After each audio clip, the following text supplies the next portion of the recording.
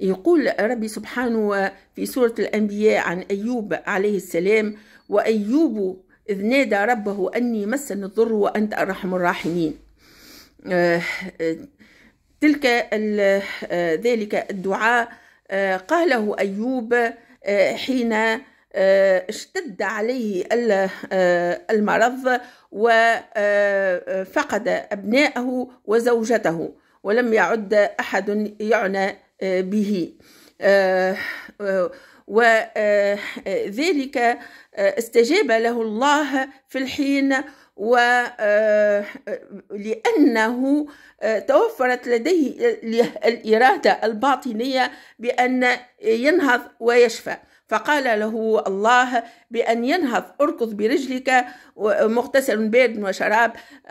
أمره الله بأن ينهض من مكانه ما دام لديه الإرادة في الشفاء، وأن يركض برجله، أن يمشي لتدور الدماء وتغذي الخلايا بالأكسجين لتحيا، وأن يغتسل مغتسل بارد وشراب، أن يغتسل ويشرب الماء لتعود إليه الحياة.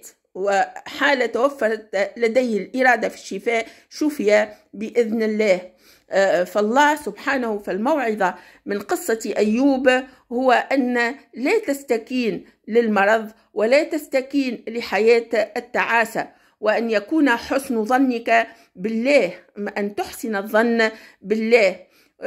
وتلك الموعظة من قصة أيوب لهذه الساعة. الشياطين من رجال الدين الذين يلوكون كل يوم الكتب التي أكل عليها الدهر وشرب ولم تعد توافق العلوم الحالية، علوم هذا العصر، إلى هذه الساعة يقنعون الناس كذبا وبهتانا بأن يستكينوا ويصبروا على المرض ويصبروا على حياة التعاسة، وأن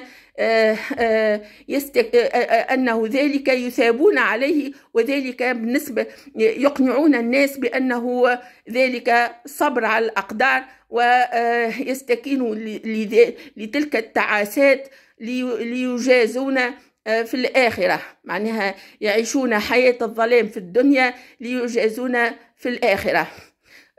فمن بينما الله قال في القرآن في سورة النحل قال: من عمل صالحا من ذكر وأنثى لنحيينه حياة طيبة.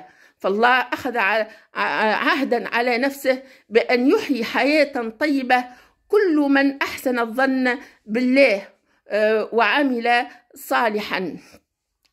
صالحا، بأنه يتحرك ويحاول أن يكون لديه الأمل ويعمل شيئا يخرجه من الفقر ويخرجه من مرضه ويخرجه من كل ما هو لا يليق بحياة البشر.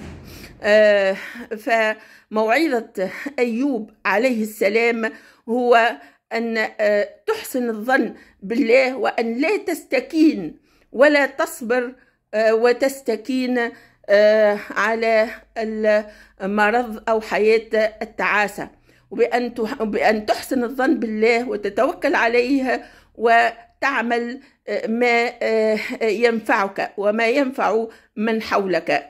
والسلام عليكم.